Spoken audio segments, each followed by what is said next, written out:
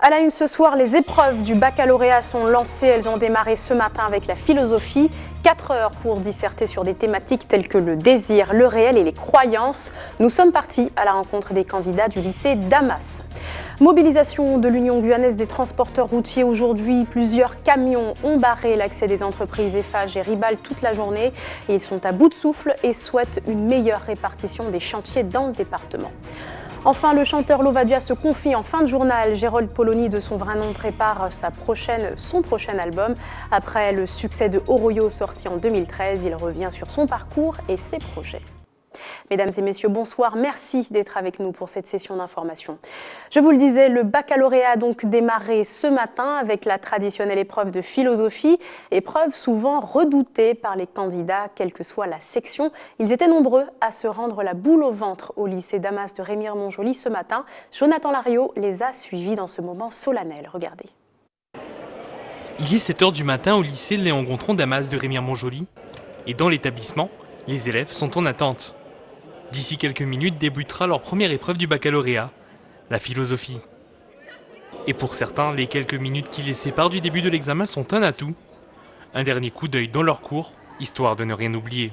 Je revois quelques méthodes pour faire une partie de l'exercice. J'ai révisé quelques jours avant quand même. J'essaye de me mettre au point pour avoir une bonne note. On se dit, est-ce que j'ai pas oublié telle ou telle notion, est-ce que j'ai pas oublié tel ou tel truc, mais je pense que c'est bon. En fait, c'est juste pour être sûr, en fait, par confiance. Mais pour d'autres, avant l'examen, il faut surtout se détendre et tout faire pour éviter l'anxiété. On a toute la semaine, toute l'année pour travailler. Donc avant, on essaie d'enlever le stress. Et puis après, on se prépare.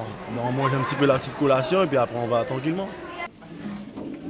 Il est 8 h moins le quart, direction les salles d'examen. Les quelques consignes données, les feuilles d'émargement sont distribuées. Quelques secondes seulement les séparent de la distribution des sujets. La tension est à son maximum. C'est philosophie, on ne s'attend pas à percer. Ça va être difficile. Enfin, ça fait 2 ans que je prépare ça. C'est très important, c'est le premier diplôme. Une dernière vérification par le recteur d'académie et les sujets sont dévoilés. L'épreuve peut commencer. Comme on dit cool, quoi. D'accord ? Bon, différent de ça. Il est midi et après 4 heures d'épreuve, les premiers sortent de leur salle. Et les avis sont mitigés. Difficile pour une première épreuve du bac ? Bof, il suffit de réviser après. Quand on a les outils, il suffit de les utiliser. Voilà, après, si on n'a pas révisé, on ne peut rien faire, c'est tout. Apparemment, j'ai bien révisé et puis je suis tombée sur ce que j'ai révisé. Mais pour moi, je pense que ça a été. J'espère au moins avoir la moyenne. Il faut être tenace. J'ai tenu 4 heures, franchement. J'ai fait un truc acceptable, je pense. À peine sorti, tout est bon pour se rassurer. Ils sont plusieurs à se replonger dans leurs notes et à remettre en question leur rendu. Le truc, c'est que j'ai essayé de couper en deux. Moi, j'ai fait une explication de texte, donc j'ai trouvé ça plutôt facile pour une fois. J'espère que ça va continuer comme ça. Déjà qu'il y a eu les 2 options avant, donc avec la philo, j'espère que ça va faire une petite continuité. Une première journée d'épreuve pour ces lycéens. Les sessions du baccalauréat s'achèveront le 22 juin pour les bacs généraux et le 21 pour les bacs professionnels. Les résultats seront dévoilés à partir du mardi 5 juillet. L'épreuve de philo, celle que l'on se remémore encore des années plus tard ou celle que l'on s'est empressé d'oublier en déposant son stylo, elle n'est pas si redoutable qu'elle n'y paraît, en tout cas selon certains professeurs.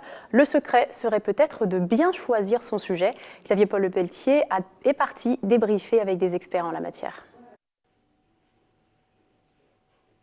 Pour les ES, être libre, est-ce ne rencontrer aucun obstacle? La technique nous sert-elle à nous rendre maîtres de la nature pour les S? Ou encore, toutes les croyances se valent-elles pour les STGM? Voilà quelques-uns des sujets de dissertation auxquels les candidats guyanais au bac ont pu s'attaquer ce matin. Et pour ceux qui ne sont pas amateurs de composition, on pouvait toujours se frotter à Sartre, Spinoza ou Cicéron pour le commentaire de texte. Le paradoxe de certains de ces sujets est intéressant parce qu'il pousse à la réflexion. Par exemple, l'histoire peut-elle éclairer l'avenir, qui est paradoxal dans la mesure où on pense plutôt spontanément que l'histoire pourrait éclairer le passé plutôt que l'avenir. De même, être libre, est-ce ne rencontrer aucun obstacle? A priori, la réponse qui va immédiatement, c'est oui. Et puis en creusant un petit peu, on arrive à un paradoxe qui est qu'au fond, comme le montre d'ailleurs un texte de Sartre qui est proposé dans une autre série, être libre, c'est peut-être jouer des contraintes, faire sienne des contraintes pour les transformer en occasion de liberté, etc.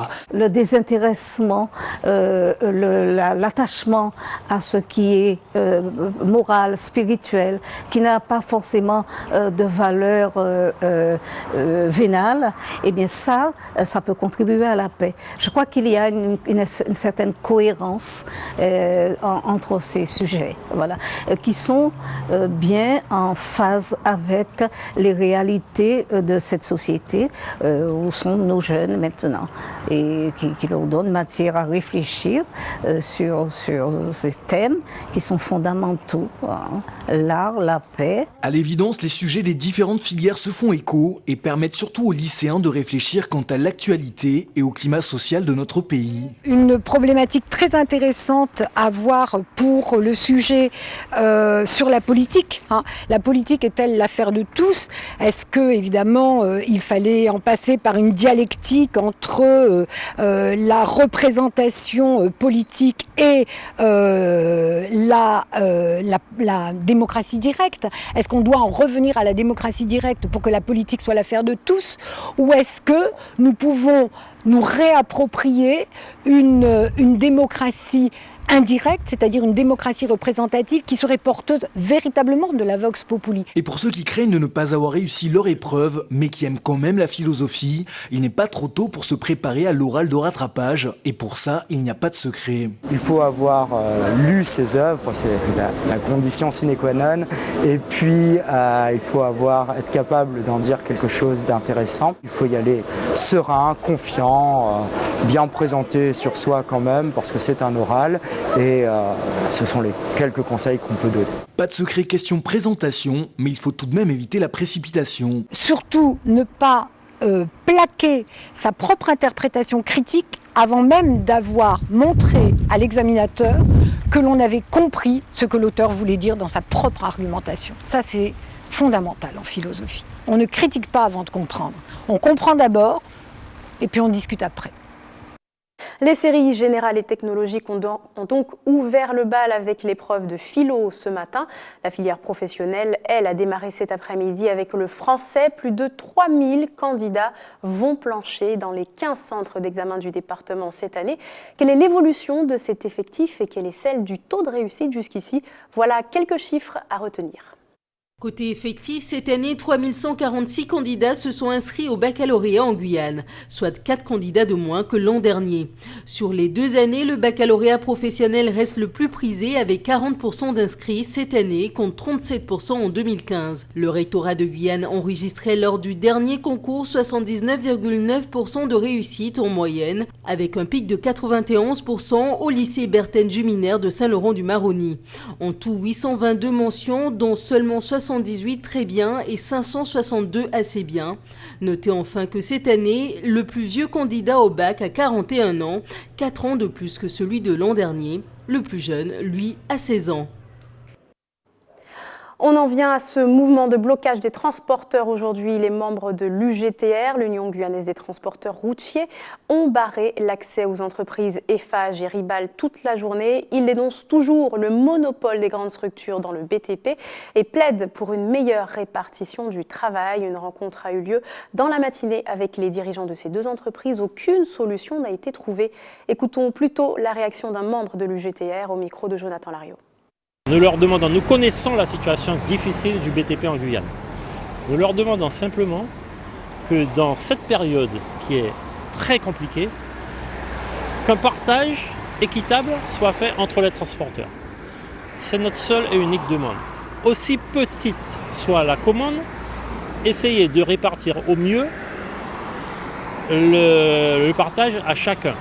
C'est tout ce qu'on demande et il se trouve qu'on a un refus catégorique sous la seule et unique réponse de la libre concurrence, du marché, du libre marché, etc. Alors, nous comprenons tout ça. Simplement, je me répète, nous sommes dans une période où seul le partage peut nous permettre de survivre. Alors, les deux gros groupes que sont Colas et Eiffage représente 90% du marché. Nous sommes en discussion depuis 6-8 mois. Quoi. Nous demandons avec insistance que, nous lançons un cri d'alarme. On dit simplement essayez de nous sauver également. Mais permettez-nous de vivre aussi parce que nous, les locaux, nous souffrons. Et nous sommes, pour certains d'entre nous, au bord du dépôt de bilan. Et je reçois maintenant notre invitée, la présidente du Césaire Guyane, déléguée également Outre-mer du Conseil économique, social et environnemental régional, Ariane Fleurival. Bonsoir. Bonsoir. Merci d'avoir accepté notre invitation. Alors, vous deviez disparaître 1 an après la création de la CTG. Quand je dis vous, je parle bien sûr du Césaire. Et finalement, vous gagnez 1 année supplémentaire. Oui, puisque les décrets n'ont pas été sortis en temps et en heure. Donc, il y a eu un décret modificatif. Nous prolongeons jusqu'en décembre 2016. Ce qui rejoint finalement, on s'aligne sur les normes nationales. Non. Alors, les Césaires au niveau de l'Hexagone, eux, ils ont été prolongés avec la fusion des régions jusqu'en 2017. Donc nous, Guyane, Martinique, puisque nous avons fusionné, donc nous sommes passés en collectivité territoriale, et nous avons eu un alignement, nous avons été prolongés jusqu'en 2016. D'accord. Et donc nous avons demandé depuis des années que nous, les Césaires, qu'on soit renouvelés en même temps que les Césaires de l'Hexagone. Ce qui est peut-être en passe d'être réalisé. Donc nous allons peut-être, en tout cas les décrets sont en cours d'écriture au ministère de l'Outre-mer, nous allons peut-être gagner encore 1 année de plus et être renouvelés en même temps que les Césaires de l'Hexagone. Au niveau national, très bien. Alors expliquez-nous quand même tout d'abord quel est le rôle exact du Césaire. Écoutez, le Césaire, c'est une instance consultative adossée à la collectivité territoriale de Guyane. Nous sommes là pour se saisir, saisi par la collectivité territoriale et s'autosaisir aussi sur tout projet économique, social et environnemental sur tout le territoire. Pour vérifier finalement si le projet est viable, s'il est utile ? S'il est viable, s'il est utile, sur tous les schémas, le SAR, le SR2E, et l'avis du Césaire, en tout cas, est recommandé et vivement recommandé. Alors, un autre organisme devait disparaître donc, en même temps que le vôtre pour fusionner. Il s'agit du 2C2E, donc Conseil de la culture, de l'éducation et de l'environnement. À l'image de la fusion entre le Conseil général et régional, vous allez donc devoir former une même instance. Cette fusion n'était pourtant pas tout à fait souhaitée entre ces deux instances. Écoutez, oui, c'est vrai que le Césaire avait une entité propre, le Conseil de la culture et de l'environnemental, ils ont aussi leur entité. La loi du Grenelle a transféré la partie environnementale au Conseil économique et social. Donc nous étions CESR, nous sommes devenus Césaire, donc nous avons récupéré le E de l'environnemental, et c'est vrai que les conseils de la culture, ils sont attachés et encore attachés à leur propre conseil. Alors on évoque là 2 identités différentes, est-ce que c'est pas aussi peut-être pour préserver de l'emploi ? Non, pas préserver de l'emploi, c'est-à-dire que c'est plutôt une force sur les conseils, c'est-à-dire que le Conseil de la culture, il donnait des avis sur tout ce qui était culturel, sur tout ce qui était sur l'éducation et aussi la partie environnementale. Donc le poids effectivement de la fusion, et c'est compréhensible, ils avaient peur de perdre, en tout cas, du poids dans... Peut-être aussi des personnes, finalement. Non, pas du tout, parce que nous fusionnons à part égale, c'est-à-dire que nous ne disparaissons pas au niveau du nombre, nous fusionnons à part égale au niveau des nombres. Jusque-là, justement, alors le Césaire et le 2C2E, ça coûte environ 500 000 € par an à la collectivité, quelle qu'elle soit. Donc là, ce sera à la CTG. Est-ce que ce budget-là va devoir être modifié, peut-être aménagé ? modifié, aménagé et peut-être aussi abondé, puisque nous aurons à sillonner effectivement et à travailler sur des avis bien efficients, et nous passons de 37 membres, nous passons à 51 membres. Alors nous étions 37 d'un côté et 19 de l'autre, et il faudra effectivement, nous sommes en train de travailler en commission ad hoc, donc aussi bien le Conseil économique de CESE2E, pour pouvoir proposer et présenter à la collectivité territoriale un CESEG, en tout cas, puisque si nous arrivons à avoir cette année de plus, un CESEG au 1er janvier 2018 en état de marche. Dans un contexte économique qu'on connaît quand même de la CTG, est-ce que c'est pas difficile d'envisager d'avoir plus de moyens pour ces deux instances ? Non, pas du tout, parce que je vous ferai remarquer que notre Conseil économique, comparé à ceux de l'Hexagone et même ceux de nos collègues de l'Outre-mer, la Guyane, nous sommes les enfants pauvres. D'accord, donc voilà. Il en faut vraiment plus. Absolument, puisque si on doit comparer le budget, je vais prendre de nos collègues de la Guadeloupe, de la Martinique et même de la Réunion, ça n'est pas comparable. Par 2. Alors un dernier point très rapidement, Madame Fleurival, sur le rôle à nouveau de ce CESER, parce qu'il est quand même financé, vous êtes payé donc par la collectivité, et pourtant vous donnez des avis sur ce qu'elle décide. Est-ce que finalement on peut dire que vous êtes indépendant ? Nous ne sommes pas vraiment indépendants puisque nous n'avons pas un budget propre. Je pense que le président... Par indépendant, j'entends surtout dans les décisions, enfin dans les avis proposés par le CESER vis-à-vis de ce qui a été fait. Non, pas du tout. Nous sommes tout à fait indépendants. Au niveau de la collectivité. Et non, nous donnons des avis de façon collégiale. Vous savez, nous avons 4 collèges, donc le collège des entreprises, le collège des syndicats, le collège des associations et des personnalités qualifiées. Et je peux vous dire qu'en tant que présidente, eh bien, je dois manager tous ces conseillers afin de pouvoir que tous les membres, tous les conseillers puissent pouvoir se retrouver autour de cet avis et qu'il soit efficient et pour la collectivité territoriale. Merci beaucoup Ariane Fleurival d'avoir été avec nous ce soir. Tout autre chose, Bernard Cazeneuve annonçait il y a quelques jours un doublement des effectifs dans la lutte anti-drogue, une réponse apportée au député Gabriel Serville et accueillie à bras ouverts par les syndicats, même s'ils admettent quelques réserves en attendant les précisions du ministre lors de sa visite prévue le mois prochain. On écoute le secrétaire régional du syndicat unité SGP Police au micro de Xavier Paul Lepelletier. Il y a une brigade des stupéfiants. Maintenant, compte tenu de l'ampleur du phénomène, il est grand temps de créer une brigade qui fasse aussi de la coopération, puisqu'on sait très bien que les stupéfiants ne sont pas forcément produits en Guyane, mais qui font que transiter par la Guyane. Donc il faut une coopération et ça demande une gestion de l'international et donc une structure qui soit beaucoup plus grosse que la structure du commissariat. On attend de M. Cazeneuve qu'il se rende compte de la difficulté de la Guyane au niveau délinquance, qu'il puisse nous apporter des solutions en termes de moyens, d'armement, législatif et aussi en effectif parce qu'on est trop peu nombreux depuis pas mal d'années. Ça ne fait que décroître alors que le phénomène de délinquance se multiplie. Par rapport à l'année dernière, c'était 2 vols à main armée par jour. Aujourd'hui, on en est à 4. Donc il est temps de stopper cela tout de suite.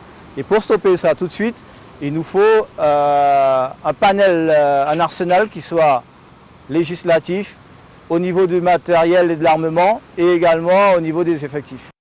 Restez avec nous dans quelques instants, nous verrons les accusations qui planent autour de la distillerie de rhum Bologne en Guadeloupe.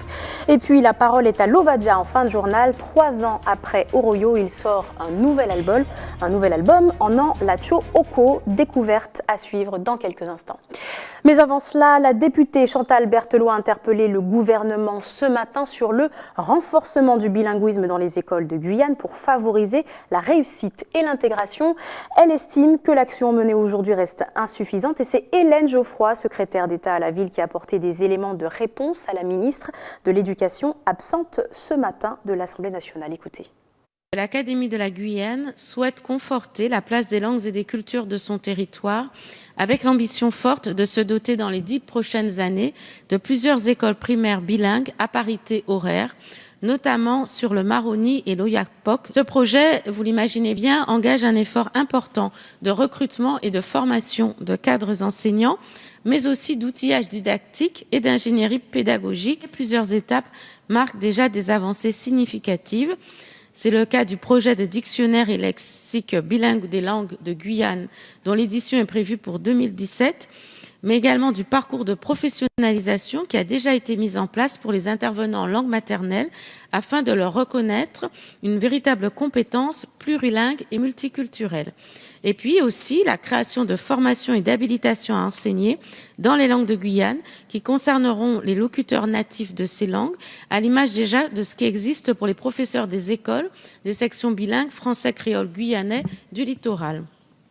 Enfin, une expérimentation pédagogique et didactique en cycle 2 est en préparation pour la rentrée scolaire prochaine pour les langues Kalina et Wayana à l'école Yanamale d'Awala, à l'école Yukaluan d'Irakubu, ainsi que dans les écoles de Taluwen, Antécume, Kayodé et Elaé. Direction la Martinique à présent avec une question. Saviez-vous qu'il est possible de posséder une vaste villa sans facture d'eau ni d'électricité?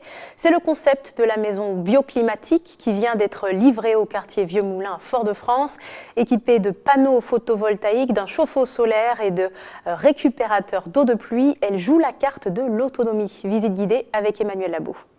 Voici peut-être la maison du futur, une villa de 170 m² qui fonctionne en quasi-autonomie, panneaux photovoltaïques, chauffe-eau solaire, tout est pensé pour réduire un maximum la consommation d'énergie, sans pour autant déranger le voisinage. Il était prévu une éolienne qui, pour des raisons de proximité avec le voisinage, on a eu peur d'avoir des problèmes de troubles, de nuisances sonores, donc était abandonnée.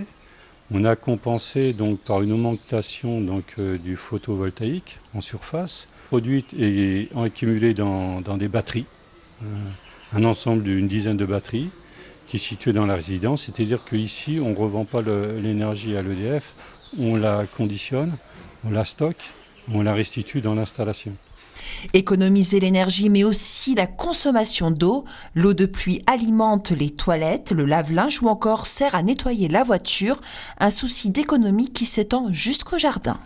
Tout le jardin et les plantes végétales sont irriguées par un système de micro-irrigation, donc très peu consommateur d'eau, apporté au pied de la plante avec un bulbe qui se crée autour de la plante d'humidité. Ici, pas de climatisation, la ventilation naturelle est assurée par un dispositif inspiré de l'architecture créole.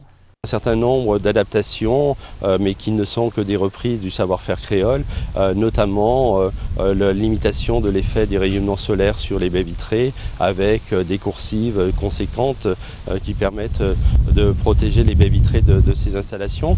40 à 50% des interventions de l'Agence française de développement s'adaptent au changement climatique, comme en Martinique où sont privilégiées les constructions parasismiques.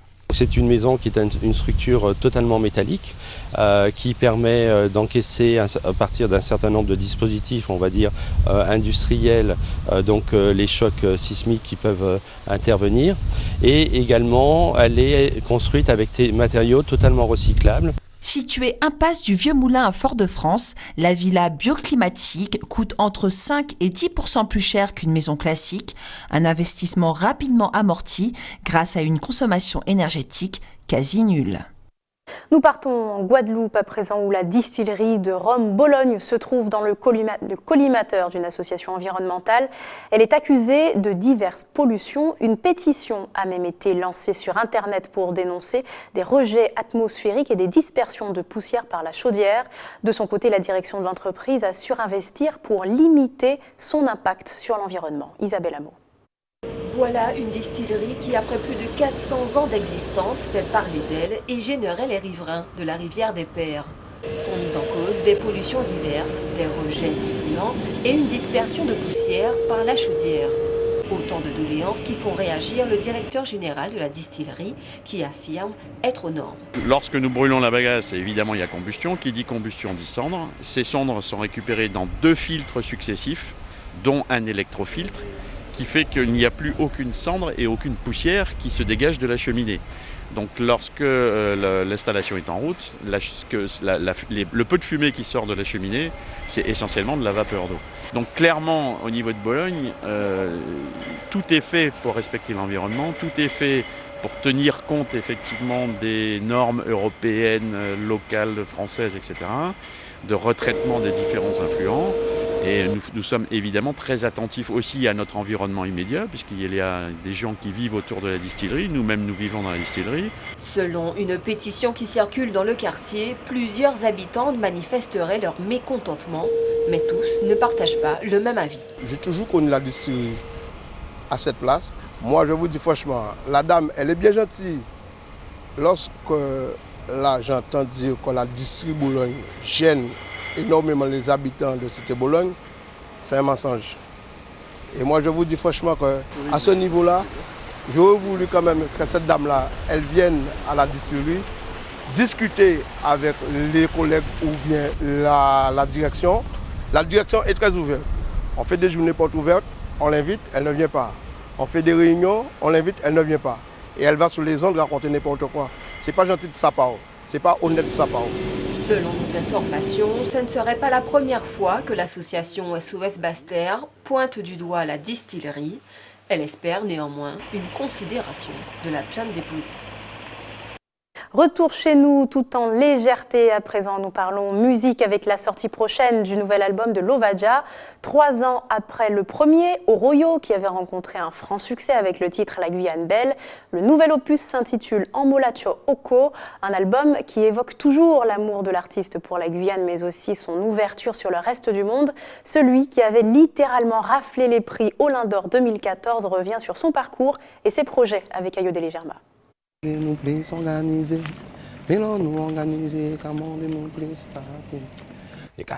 Fin d'après-midi, dans ce quartier de Cayenne, Lovadia se rend à pied sur l'un des lieux où il puise son inspiration.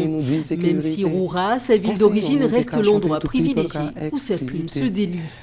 L'inspiration totale, elle est à Roura en fait, tout simplement. Gardien de prison à Fleury-Mérogis pendant 8 ans, il commence à écrire ses premiers vers en 2009. Des expériences tirées de cette période de sa vie qui se retrouvent dans quelques-unes de ses chansons. C'est le gisement premier de l'inspiration. Je crois que c'est comme l'or au pays en fait. La détention, c'est le concentré de problèmes de société que l'on rencontre tous les jours. Même dans la Guyane Belle, je parle de la détention parce que quand je dis si tu n'es pas satisfait, tu fais une rambo de la charbonnière. Côté toqué jeune Will Rasta, qui parle tout dit bon colcha. La plupart des bandits, comme on dit, qui sont en détention ont des locks.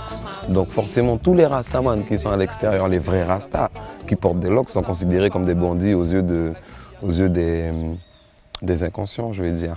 Donc oui, je parle de la détention, pas tout le temps. Je n'ai pas envie de stigmatiser ma musique autour de ça. En 2011, Gérold Polony, de son vrai nom, se retire de la fonction publique. Il souhaite alors se lancer dans l'agriculture, mais surtout faire de ses mots couchés sur papier blanc de vraies chansons. Il enregistre l'album Oroyo chez Sensitive Records. La Guyane Belle, tirée de cet album, rencontrera un franc succès. Le morceau La Guyane Belle m'a permis d'exploser en Guyane et de me créer un fanbase, on va dire. Donc je suis très content du retour que j'ai pu avoir de cet album.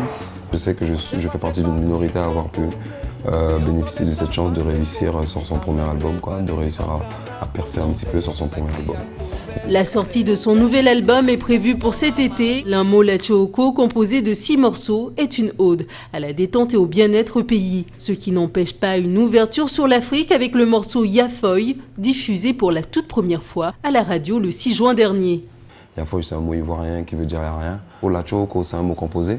Exactement, représente un carbet fait de feuilles, de lianes et de bois en forêt, tout simplement. Ce que je recherche dans les morceaux qu'il y aura sur cet album-là, c'est la relaxation, le côté apaisant. Obligé à attendre carnaval. Pour cet album, Lovadia opte pour l'autoproduction après 7 ans d'expérience musicale. Ma boîte s'appelle MHK Prod, donc c'est une boîte qui est en cours de création. Et j'ai fait appel à des musiciens Bonus track inédit en featuring avec Saina Manot. Ce morceau s'appelle Lévé. Bon, j'espère que le public va adhérer encore. Y'a rien. Le morceau Yafoy est à découvrir en téléchargement légal sur toutes les plateformes audio dès le 16 juin prochain. Et c'est ainsi que s'achève votre journal. Avant de se quitter, voici le rappel des titres. Les épreuves du baccalauréat sont lancées. Elles ont démarré ce matin avec la philosophie. 4 heures pour disserter sur des thématiques telles que le désir, le réel et les croyances. Nous sommes partis à la rencontre des candidats du lycée Damas. Mobilisation de l'Union guyanaise des transporteurs routiers aujourd'hui. De nombreux camions ont barré l'accès des entreprises Eiffage et Ribal toute la journée. Ils sont à bout de souffle et souhaitent une meilleure répartition des chantiers dans le département. Enfin, le chanteur Lovadia s'est confié en fin de journal. Gérald Polony, de son vrai nom, prépare la sortie prochaine d'un nouvel album. Après le succès de Oroyo, sorti en 2013, il est revenu pour nous sur ses succès et ses projets d'avenir. Merci d'avoir été avec nous. Dans un instant, l'info nationale et internationale. Et les programmes continuent sur votre antenne ATV Guyane. Très bonne soirée, à demain.